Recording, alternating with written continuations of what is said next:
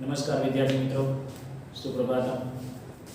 महाकवि कालिदास रचित 7 कृतिओ और 7 कृतिओमांथी 2 महाकाव्य कुमार संभव અને રઘુવંશ, 3 નાટકો, 2 ખંડકાવ્ય, જેમ આપણે સૌપ્રથમ જે મહાકાવ્ય કુમાર સંભવની વાત કરી.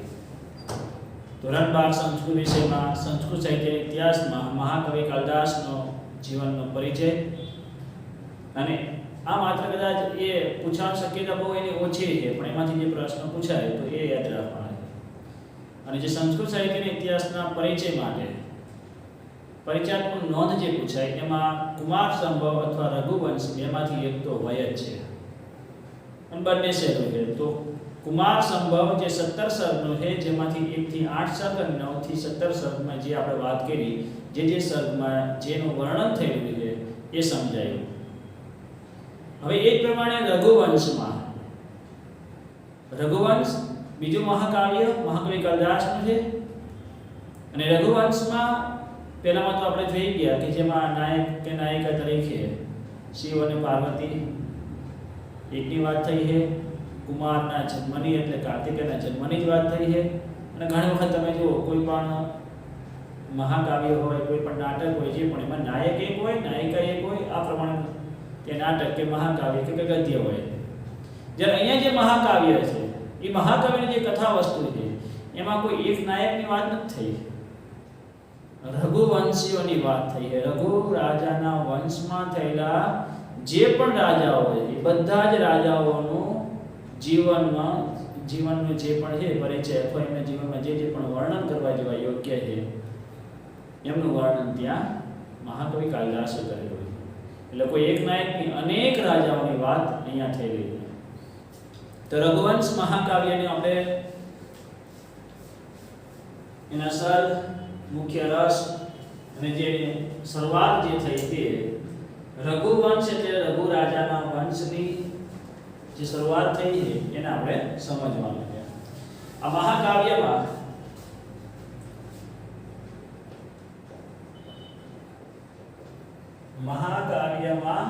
19 સર્ગો, પહેલામાં 17 છે, 19 સર્ગો છે. રઘુવંશનો પ્રારંભ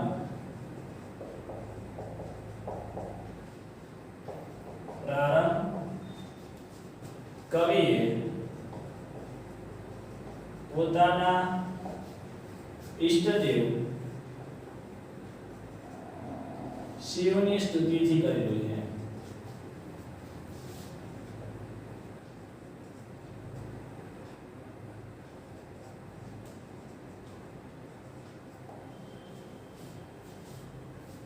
મુખ્ય રસ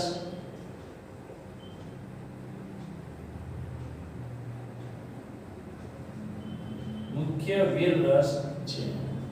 જો કે આમાં પ્રસંગને જે વર્ણન કરેલું એટલે ઘણા બધા જે સાહિત્યની 9 રસ છે એમાંથી કરુણ રસ, શાંત રસ, અનેક રસનો એમનો પ્રયોગ કરેલો છે. પણ મુખ્ય રસ વીર છે, વીરતાની જે વાત થયેલી છે એટલે મુખ્ય વીર રસ છે. બાકી અનેક રસથી એમને મહાકાવ્યનું વર્ણન કરેલું છે. એક સરસ ત્યાં પંક્તિ યાદ રાખવા જેવી છે, જે એની જે શરૂઆત કરી છે, રઘુનામ અન્વયમ વક્ષયે.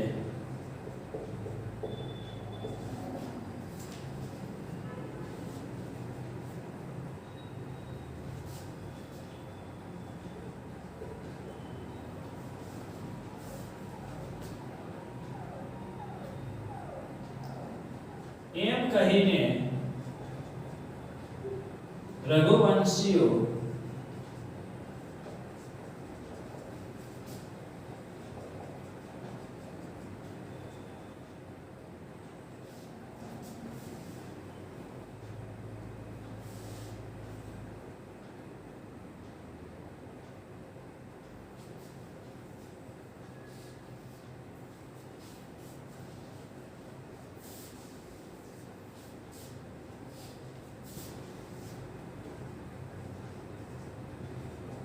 રઘુવંશીઓના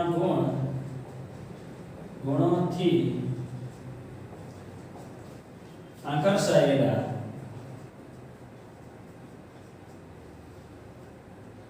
આકર્ષાયેલો હું તેમના વંશનું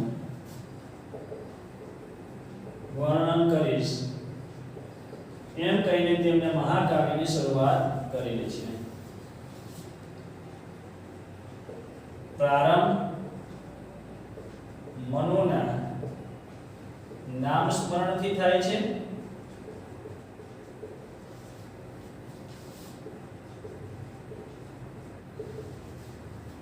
મનુનો પુત્ર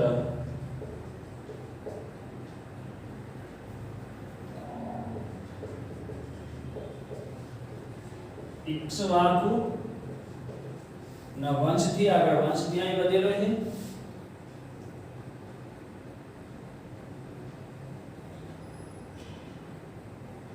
સર્વપ્રથમ રાજા દિલીપ નું ચરિત્ર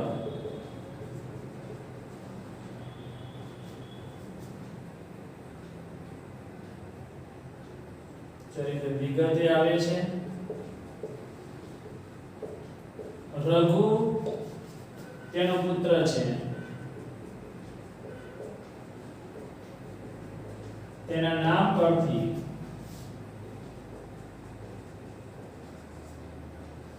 કાવ્યનું શીર્ષક આપવામાં આવ્યું છે.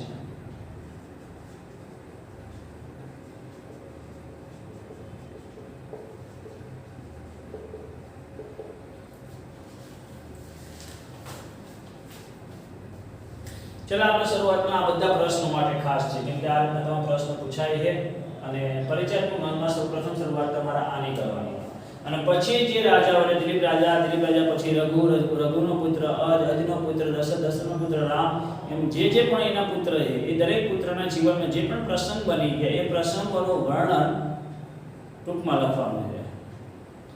તો આપણે સૌપ્રથમ પહેલા રઘુવંશ મહાકાવ્ય જે મહાકવિ કાલિદાસે રચેલું છે અને સૌપ્રથમ પહેલા એનો ટૂંકમાં પરિચય કે જેમાં 19 સર્ગો આપેલા છે. રઘુવંશનો પ્રારંભ કવિએ પોતાના ઈષ્ટદેવ શિવની સ્તુતિ કરીને ત્યાં કાવ્યની શરૂઆત કરી. જો કે મહાકાવ્યની શરૂઆત પોતાના ઈષ્ટદેવની સ્તુતિથી જ એટલે સૌપ્રથમ પહેલો શ્લોક હોય પોતાના ઈષ્ટદેવ શિવ કે વિષ્ણુ ભગવાન કે બ્રહ્માજી એટલે શિવની સ્તુતિથી ત્યાં એમને એ આ મહાકાવ્યની શરૂઆત કરેલી છે. હવે એ મહાકાવ્યમાં સૌપ્રથમ એનો જે પ્રારંભ કરતા પહેલા એક વાક્ય આવે રઘુનામ અન્વયમ બક્ષે. આખી એની પંક્તિ છે તો અર્થ એવો થાય છે કે રઘુવંશીઓના ગુણોથી આકર્ષાયેલો હું તેમના વંશનું વર્ણન કરીશ એવો મહાકવિ કાલિદાસ સૌપ્રથમ પહેલા લખે છે. રઘુનામ અન્વયમ બક્ષે એટલે કે જેમના જે ગુણોથી હું આકર્ષાયેલો છું એટલે એમના ગુણો વિશેનું હું વર્ણન કરીશ એમ કહીને પોતાના ઈષ્ટદેવની સ્તુતિ કરીને આ રીતે એમને શરૂઆત કરેલી છે. અને શરૂઆત કરતા પહેલા વંશમાં સૌપ્રથમ પ્રારંભ મનુના નામ સ્મરણથી થાય છે. રઘુવંશી એ સૂર્યવંશી છે. સૌપ્રથમ ત્યાં એ મનુ પ્રારંભમાં મનુ ભગવાન એ મનુના નામ સ્મરણ થાય છે. મનુનો પુત્ર એટલે ઇક્ષ્વાકુ વંશ. એમનો પુત્ર ઇક્ષ્વાકુ. હવે એના જે પુત્ર જે પણ થયા એ પુત્રોમાં જે પણ થયા એટલે બધાને રામ સહિતમાં આપણે રામને રઘુવંશી કહીએ એટલે એમની પહેલા જે થયા રાજા રઘુની વાત છે એ પહેલા જે ઇક્ષ્વાકુ વંશ એટલે બધાને ત્યાં ઇક્ષ્વાકુ વંશ તરીકે પણ કહી શકાય છે અથવા સૂર્યવંશી પણ કહેવાય છે. પાંડવો જે છે કૃષ્ણ પાંડવો જે છે એ બધા ચંદ્રવંશી કહેવાય છે. અને આ મનુના પુત્ર ઇક્ષ્વાકુ એ પછી જે વંશની જે શરૂઆત થઈ એટલે એ આખો જે વંશ છે એ સૂર્યવંશી છે. સૂર્યના વંશજ હોય છે. તો હવે આગળ શરૂઆત આપણે કરીએ એ પહેલા મહાકાવ્યનો સૌપ્રથમ શરૂઆત મનુના નામ સ્મરણથી થાય છે અને એ પછી એના જ વંશમાં થઈ ગયો રાજા દિલીપ. તો સર્વપ્રથમ રાજા દિલીપનું ચરિત્ર એટલે એના જીવન વિશેનું વર્ણન થાય છે અને એ પછી તેમને ત્યાં જે પુત્ર જન્મ લે તે રઘુ અને એ રઘુના નામ પરથી આ કાવ્યનું શીર્ષક આપવામાં આવ્યું છે રઘુવંશમ મહાકાવ્ય. તો સૌપ્રથમ પહેલા આપણે રઘુવંશ મહાકાવ્યમાં સૌપ્રથમ દિલીપ રાજાના પ્રસંગ વિશે જોઈ લઈશું. એના પછી રઘુ રાજા રઘુ પછી જે પણ પુત્ર થયા એટલે ટૂંકમાં હવે જે 1 થી 19 સર્ગમાં બધા જ રાજાઓનું વર્ણન કરેલું છે, પણ એમાં રામ અને કુશ સુધી થોડું વિસ્તારથી વર્ણન થયું છે. પછી પાછળના જે રાજાઓ છે એમનું નામાવલી, એમનું નામ ત્યાં બતાવીને ત્યાં ટૂંકમાં મહાકાવ્યને પૂર્ણ કરી દીધું છે. પહેલા જે સૌપ્રથમ શરૂઆત રાજા દિલીપથી કરે છે અને અંતમાં અગ્નિવર્ણ નામનો રાજા કે જ્યાં અયોધ્યામાં કંઈ જ હવે રહ્યું નથી. અયોધ્યામાં હવે ધીમે ધીમે નષ્ટ થતું જાય છે. છેલ્લો રાજા 29મો રાજા કે જ્યાં અગ્નિવર્ણ જે કામાંધ હતો, અહંકારી હતો અને એનો નાશ થયો, એ પછી ગર્ભવતી એની પત્ની રાજમાતા તરીકે રહીને એ ગાદી સંભાળી લે. કેમ કે આ કામ મોહિત એવા ત્યાં અગ્નિવર્ણનો અંતે નાશ થાય. છેલ્લો રાજાને કારણે ત્યાં એમ કહેવાય અંધકાર અને મહાકાવ્ય ત્યાં પૂર્ણ થાય. તો આપણે એક એકના જીવન વિશે ટૂંકમાં જે એના પ્રસંગો છે, કથા વસ્તુ આપણે વિસ્તારથી નહીં પણ માત્ર એમના જે જીવનના અમુક જે મુખ્ય મહાકવિ કાલિદાસે જેનું વર્ણન કરેલું છે એ વર્ણન આપણે જોઈએ. તો સૌપ્રથમ પહેલા દિલીપ રાજા. અયોધ્યાના રાજા દિલીપ અને રાણી સુદક્ષિણાને પુત્ર નથી. ખાસ યાદ રાખજો. સૌપ્રથમ પહેલા રાજા દિલીપ અને એમની પત્ની સુદક્ષિણા. તો રાજા દિલીપ અને પત્ની સુદક્ષિણા, ખાલી એમના માત્ર નામ લખું છું અને જે પણ પ્રસંગો થયા તે મુખ્ય પ્રસંગોની યાદી આપણે લઈએ. સૌપ્રથમ પહેલા આજે છે એ તૈયાર થઈ ગયું. હવે આગળ આપણે જે પ્રસંગની શરૂઆત રાજા દિલીપથી થાય છે એની વાત કરીએ.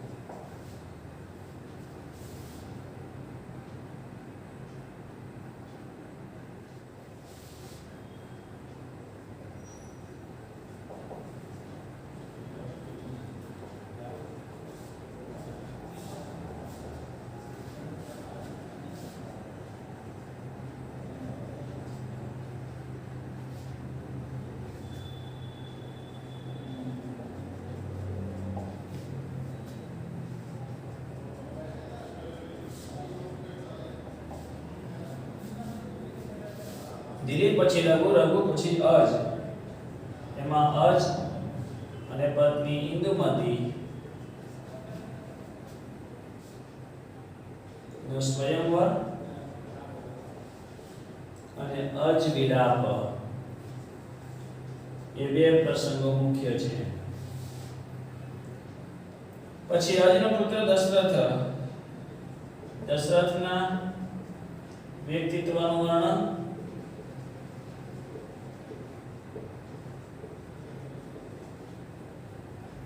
એના પછી રામ સીતા અને એના પછી કુશ. હવે અહીંયા રામ સીતાની જે વાત કરીએ ને એમાં 10 થી 15 સર્ગ સુધી માત્ર રામની જે રામાયણના વાલ્મીકીએ જે વાત કરી છે ને એને એમને 6 સર્ગ સુધી મહાકવિ કાલિદાસે રામ સીતાના જીવન વિશેની વાત કરેલી છે. અને પછી બાકીના રહ્યા એટલે કેટલા બાકી રહ્યા? ત્યાં જે 19 સર્ગો છે, 4 સર્ગમાં કુશથી લઈ જે પણ રાજા થયા તે. તો કુશ, એના પછી ત્યાં અતિથિ, નિષદ, નલ, નવ, પુંડરીક, ક્ષેમધન્વા,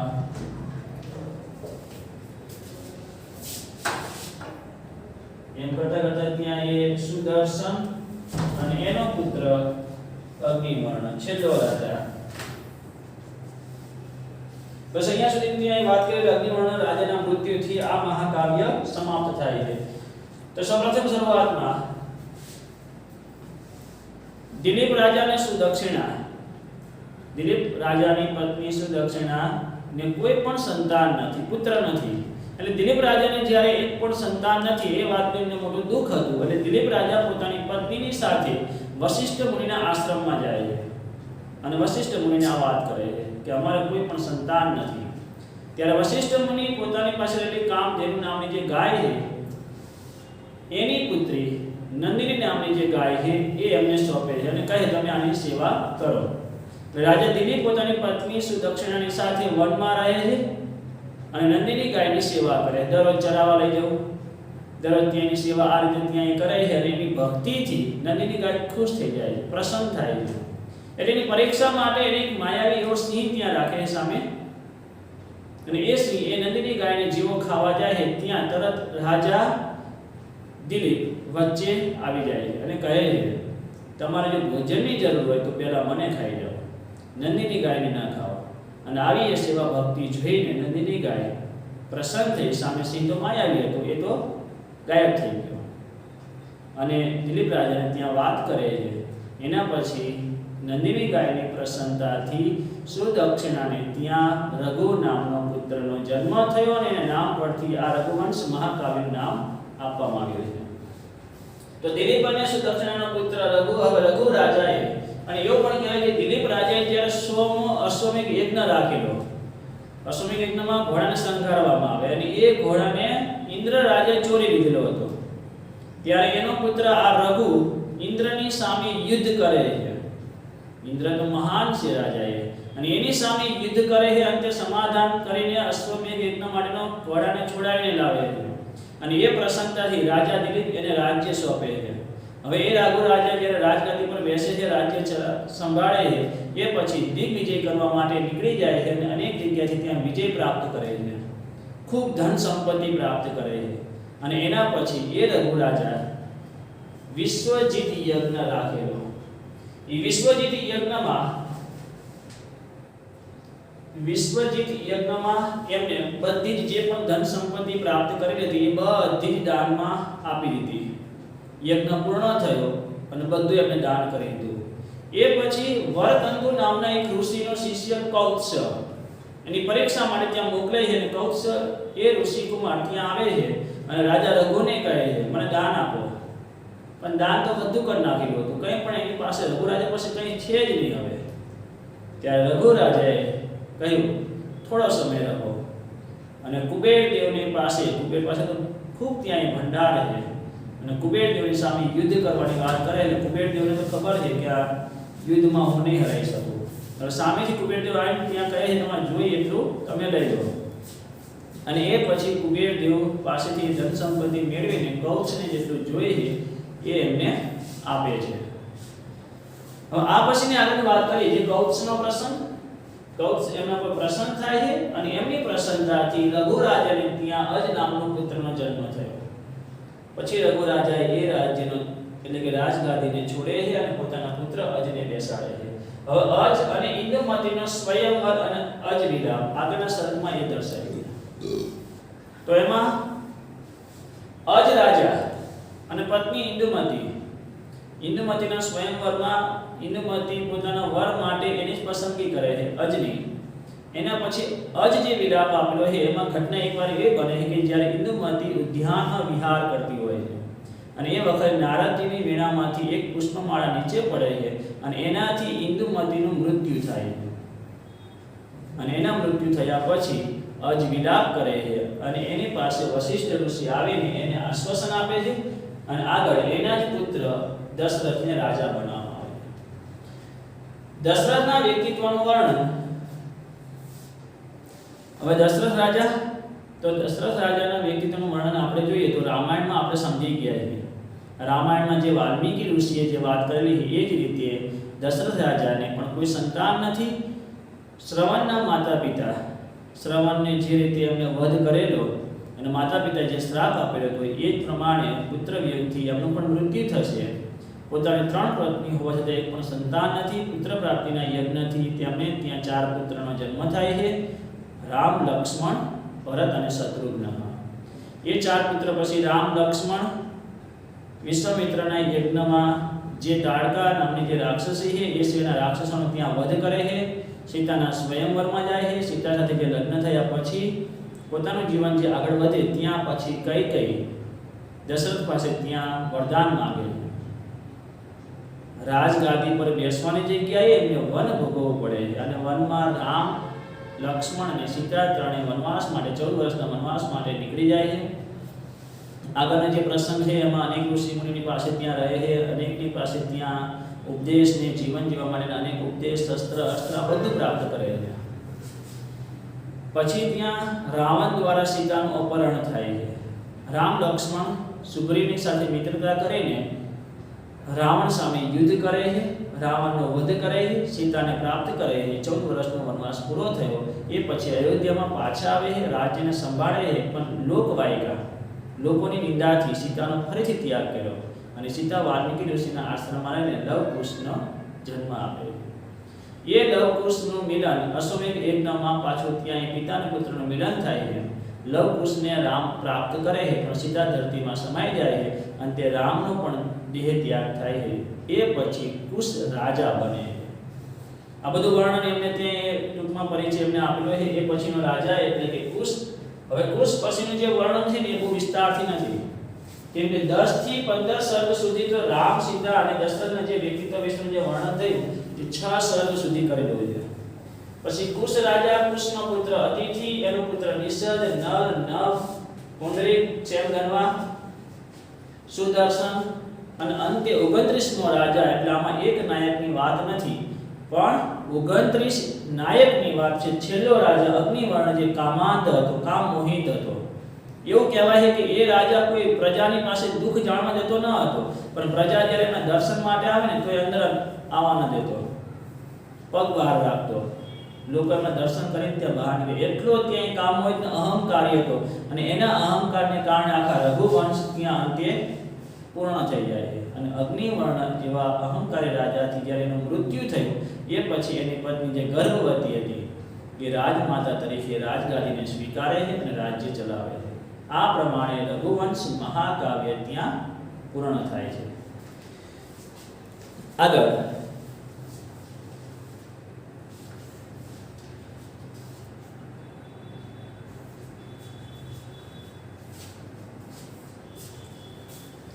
આપણે જોઈએ ત્યાં જે અગ્નિવર્ણથી જેનું મૃત્યુ થયું એ પછી જે પણ ઘટના બની ગઈ. હવે આગળ એનું એક ઉપસહાર સ્વરૂપે આપણે જોઈએ. રઘુવંશ મહાકાવ્ય 17 સર્ગનું મહાકાવ્ય છે. એ સુંદર મહાકાવ્યમાં મેં તમને જે પણ પ્રસંગો કહ્યા એ પ્રસંગો આપણે ટૂંકમાં જ પાઠ્યપુસ્તકમાં આપેલા છે એ પ્રમાણે લખવાના છે. કેમ કે અહીંયા તો મહાકાવ્ય છે ને મહાકવિ કાલિદાસ છે, એમનું ત્યાં જીવન વિશેની કથા વસ્તુ નથી વર્ણવી, પણ અમુક જે પ્રકૃતિ જે વર્ણન છે, અમુક જે પ્રસંગો છે એમાં જોઈએ તો દિલીપ રાજાની જે સેવા ભક્તિ છે, રઘુ રાજાએ વિશ્વ યજ્ઞ જે રાખેલો છે, અજ અને ઇન્દુમતીનો જે સ્વયંવર છે એમાં જે અજ વિલાપ કરે છે, આ બધું વર્ણન એમને કરેલું છે મહાકાવ્યમાં. રામ અને સીતાનો જે પ્રસંગ છે એ પણ થોડો વિસ્તારથી, પણ એની જે પ્રકૃતિ જે વર્ણન છે એનો એને ભાગ એમને વધારે લીધો છે. એટલા માટે 6 સર્ગનું ત્યાં એ મહાકાવ્ય 6 સર્ગ તો ત્યાં રામના જીવન વિશે રોકાઈ જાય છે. અને પછી એવું કહે કે 2 સર્ગમાં તો બધા રાજાઓની ખાલી માત્ર નામાવલી આપી દીધી અને છેલ્લા સર્ગમાં અગ્નિવર્ણના જીવન વિશે થોડુંક એમાં પાછું એનું છેલ્લા રાજાનું વર્ણન કરવામાં આવે છે.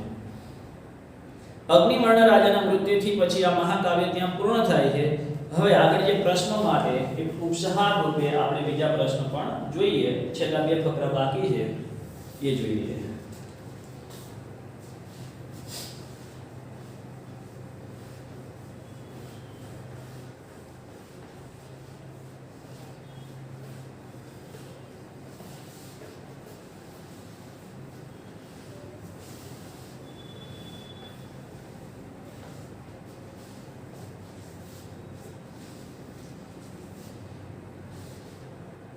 આ પ્રશ્નો માટે યાદ રાખજો તો તમે લખી પણ શકો છો. પ્રાકૃત કાવ્ય રાવણ વધ, પ્રાકૃત કાવ્ય રાવણ વધના રચયિતાએ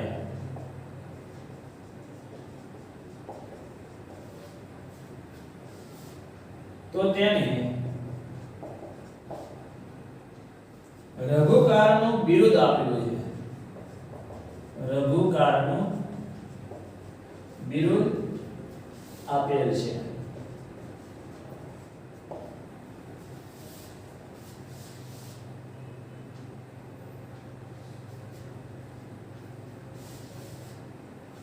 એ માટે ત્યાં કહેવાય છે કહ ઈહ રઘુકારે ન રમતે.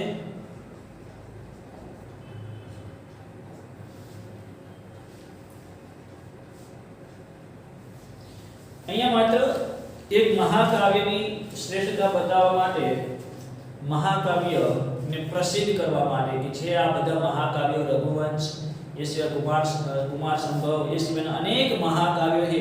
એ બધા જ મહાકાવ્યોમાં એક મહાકવિ કાલિદાસનું રઘુવંશ નામનું જે મહાકાવ્ય છે કે જેમાં કોઈનું મન ન ગમતું, કોઈનું મન ન રમતું હોય. અર્થ એવો થાય છે, જો અહીં રઘુકારમાં કહ એવ રઘુકારે ન રમતે, અહીં રઘુકારમાં એટલે કે રઘુવંશની જે કૃતિની જે રચના કરી છે એ કૃતિમાં એટલે કે રઘુવંશમાં કોણ એવું છે કે જેનું મન રમતું ના હોય. આ પ્રશ્ન કર્યો એમને. કોને કર્યો? રાવણ વધના રચયિતા રઘુકારનું બિરુદ આપે છે. એટલે પ્રાકૃત કાવ્ય છે. પ્રાકૃત કાવ્ય રાવણ વધના રચયિતા, એનું નામ નથી આપણું, પણ અહીંયા રાવણ વધના જે રચયિતા છે એમને આવું ત્યાં રઘુકારનું બિરુદ આપેલ છે કે અહીં રઘુવંશમાં કૃતિમાં કોણ એવું છે, કોણ એવો વ્યક્તિ છે કે જેનું મન રમતું ના હોય. બહુ સરસ મહાકાવ્ય છે. દરેક રાજાઓનું બહુ સરસ એમણે જે વર્ણન કરેલું છે અને એ વર્ણન સાથે આ મહાકાવ્ય શ્રેષ્ઠ સંસ્કૃત સાહિત્યના પંચ મહાકાવ્યમાં સ્થાન પામેલું છે. તો માત્ર અહીંયા આ કાવ્ય મહાકવિ કાલિદાસનું જ નહીં પણ સમગ્ર સંસ્કૃત સાહિત્યનું શ્રેષ્ઠ મહાકાવ્ય કહેવાય છે. તો રઘુવંશ અને કુમાર સંભવ બંને મહાકાવ્ય સંસ્કૃત સાહિત્યના પંચ મહાકાવ્યમાં સ્થાન પામેલા છે. એમાંનું આપણે રઘુવંશ એટલે સંસ્કૃત સાહિત્યનું શ્રેષ્ઠ મહાકાવ્ય કહેવાય છે. હવે આગળ પાઠ્યપુસ્તકમાં પેજ નંબર 106 ઉપર અહીંયા રઘુવંશ પૂર્ણ થયું. રઘુવંશ તમારા જે પાઠ્યપુસ્તકમાં છે એ પ્રમાણેની પ્રશ્ન, ખાલી માત્ર તમે પ્રસંગો લખશો ને તો પૂરા માર્ક્સ નહીં મળે. છેલ્લે ઉપસાહર રૂપે એટલે કે જે એમની જે ભાષા શૈલી, એમની જે લાલિત્ય છે, એમનું જે વર્ણન છે કેટલું સુંદર છે, આ વિશે તમારે લખવું પડશે. અથવા જે રીતે આવી કોઈ કાવ્ય પંક્તિ આપેલી છે અને આવી કાવ્ય પંક્તિ કદાચ તમારે એમસીક્યુના પ્રશ્નમાં પણ પૂછાઈ શકે કે આ પંક્તિ કયા મહાકાવ્યની છે. એટલે આ રીતે તમારે યાદ રાખવાનું છે. અને તમારે લખાણમાં પણ એ જ રીતે કે શરૂઆતમાં 19 સર્ગ છે, મુખ્ય રસ વીર છે, એનો પ્રારંભ જે થયો તે કોના નામ સ્મરણથી પ્રારંભ થયો, આ શરૂઆત ત્યાં કરવાની છે અને અંતમાં આ પ્રમાણે શ્રેષ્ઠ મહાકાવ્ય. એટલે પાઠ્યપુસ્તકમાં જે છે ને એ રીતે આપણે તૈયારી કરજો. એટલે પરીક્ષાત્મક નોંધમાં તમારે એટલું તમારે સમજાવવાનું રહે. મેં તમને જે પોઈન્ટ્સ એકદમ જે સમજાવ્યું એટલે આ તરફ પોઈન્ટ લખતા હોય તો યાદ રાખવા માટે સરળતા રહેશે. કોના પછીનો કોના પ્રસંગની જે વાત કરવી, કોનું વર્ણન કરવું તો તમે સરળતાથી યાદ રાખી શકશો. ચલો હવે આગળ જે બે ખંડ કાવ્ય વિશેનો ટૂંકમાં પરિચય, ખાલી પ્રશ્નો માટે, પરીક્ષાત્મક નોંધ માટે નહીં પૂછાય, ખાલી માત્ર તમારે પ્રશ્ન એમસીક્યુ જે પ્રશ્ન પૂછાય છે એ પ્રશ્નો માટે તમારે ખાસ જે કાઉન્સમાં આપેલું છે એની તૈયારી કરવાની છે. એમાં બે ખંડ કાવ્યો,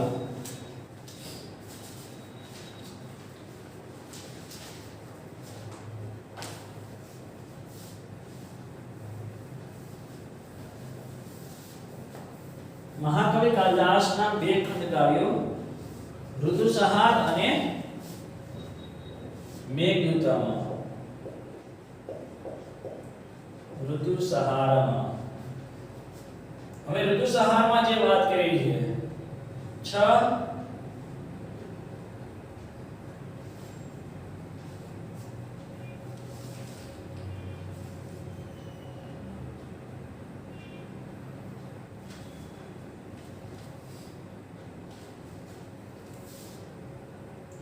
6 સર્ગોના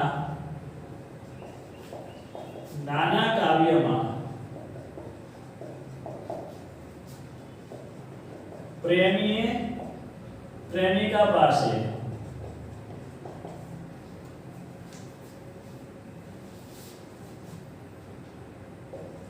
પાસે વર્ણવેલું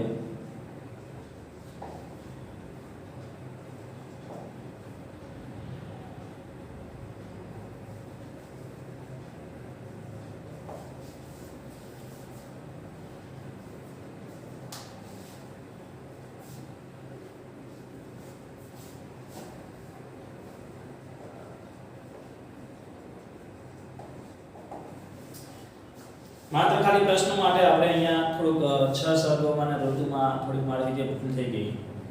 6 સર્ગોમાં આ નાના એવા કાવ્યમાં પ્રેમી પ્રેમિકા પાસે વર્ણેલું આ એક ખંડ કાવ્ય છે કે જેમાં ઋતુઓનું વર્ણન કરેલું છે. એટલે પ્રશ્ન માત્ર ખાલી એમાંથી એટલું જ પૂછાય છે કે ઋતુસંહારનો સાહિત્ય પ્રકાર કયો છે? તો ઋતુસંહારનો સાહિત્ય પ્રકાર છે ખંડ કાવ્ય. ઋતુસંહારમાં શેનું વર્ણન કરેલું છે? તો 6 ઋતુઓનું વર્ણન કરેલું છે. 6 ઋતુઓ એટલે કે જે આપણે જે 3 ઋતુ શિયાળો, ઉનાળો અને ચોમાસું એમાં જે પેટા ઋતુઓ છે એ પેટા ઋતુઓ એટલે 6 ઋતુઓનું વર્ણન કરેલું છે. હેમંત, શિશિર, વસંત, ગ્રીષ્મ, વર્ષા અને શરદ ઋતુ. આપણે ભારતની જે રીતે જે 6 ઋતુઓ જે છે એ પ્રમાણે અત્યારે જે આપણે જે હેમંત, શિશિર, પછી ઉનાળામાં વસંત અને ગ્રીષ્મ, વર્ષા અને શરદ એ જે ચોમાસામાં એટલે 6 ઋતુઓનું વર્ણન એમને કવિએ 6 સર્ગોમાં નાના એવા કાવ્યમાં એનું માત્ર એક પ્રેમીએ પ્રેમિકાની પાસે જે વર્ણેલું છે એ એની વાત થયેલી છે. નાનકડા એવા કાવ્યમાં 6 ઋતુઓનું વર્ણન છે. બસ એટલું તમારા પ્રશ્ન માટે યાદ રાખવાનું છે. હવે આગળ મેઘદૂતમ ખંડ કાવ્ય. તો મેઘદૂતનો સાહિત્ય પ્રકાર કયો છે? ખંડ કાવ્ય. મેઘદૂતમાં વિરહની વેદનાને વર્ણતું કાવ્ય છે. વિરહની વેદનાને વર્ણવતું કાવ્ય છે. હવે એમાં એક મુખ્ય નાયક તરીકે જે છે યક્ષના પત્ની એક યક્ષના પત્નીથી થયેલા વિરહની કથા એમાં આપેલી છે.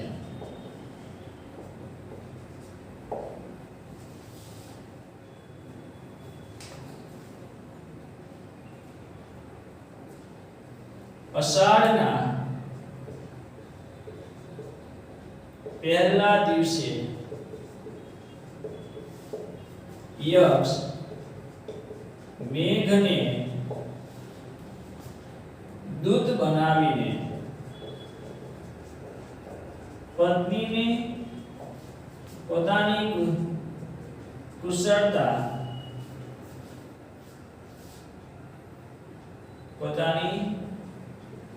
કુશળતાનો સંદેશ મોકલાવે છે.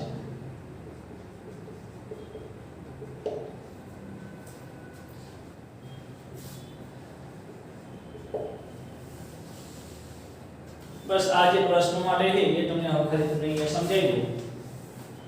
નાયક તરીકે મેઘદૂતમ નામનું જે નાનકડું આ પણ એક નાનકડું એવું કાવ્ય છે. તો મેઘદૂતમનો સાહિત્ય પ્રકાર ખંડ કાવ્ય છે. એમાં વિરહની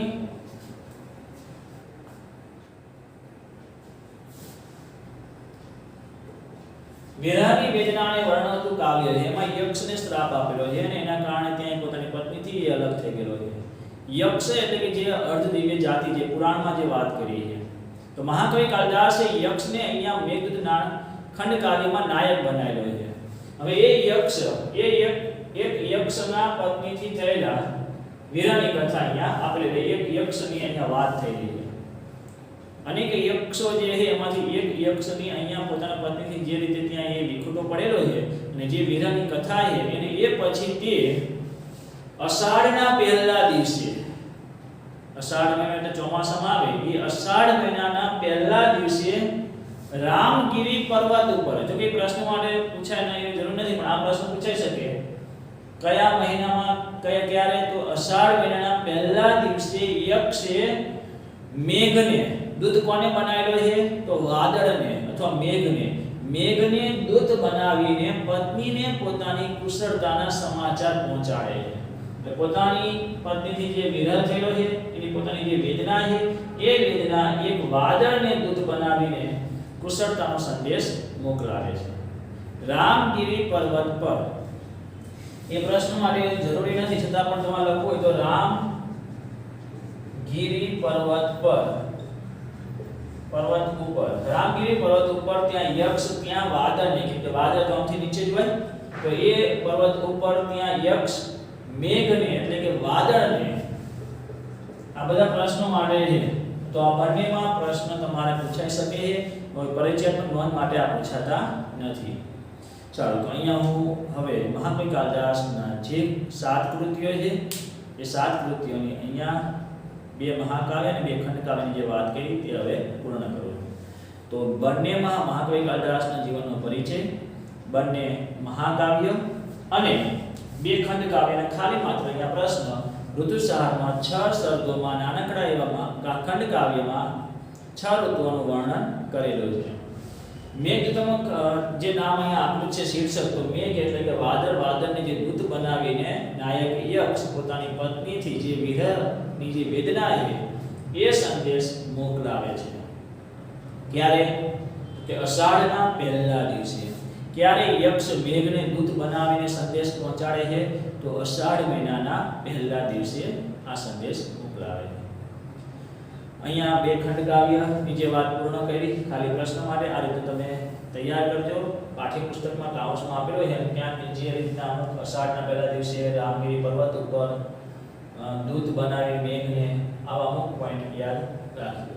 પાઠ્યપુસ્તકમાં અમુક એવું લાગે તમે લખી દેજો. ચલો આગળ હવે છેલ્લે એક માત્ર ખાલી પંચ મહાકાવ્ય,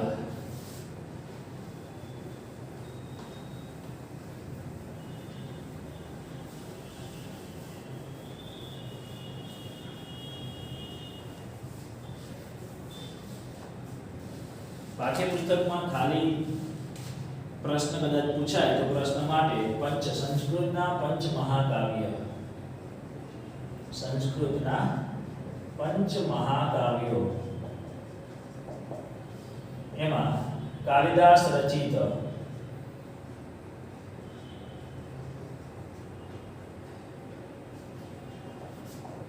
પહેલું કુમાર સંભવ, પછી બીજું રઘુવંશ, પછી આગળ જોઈએ તો ભારવીનું ત્રીજું મહાકાવ્ય કિરાતાર્જુનીય,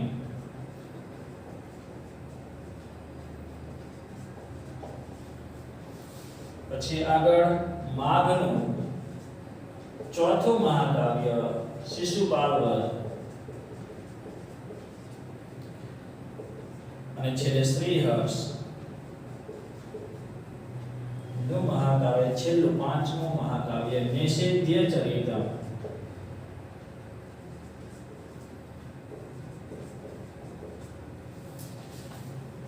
ખાલી વાત તમારે યાદ રાખવા માટે છે, કદાચ પ્રશ્ન પૂછાય કે શિશુપાલ વધ કિરાતાર્જુનીયમ વિશે જે હતું એમાં એક કાવ્ય હતું એ અભ્યાસમાંથી કાઢી નાખેલું છે. સંસ્કૃત સાહિત્યના ઇતિહાસમાં શિશુપાલ વધ મહાકાવ્યની જે વાત છે એ પણ મહાકાવ્યની જે પરિચયાત્મક નોંધ એ પણ અભ્યાસમાંથી કાઢી નાખેલી છે.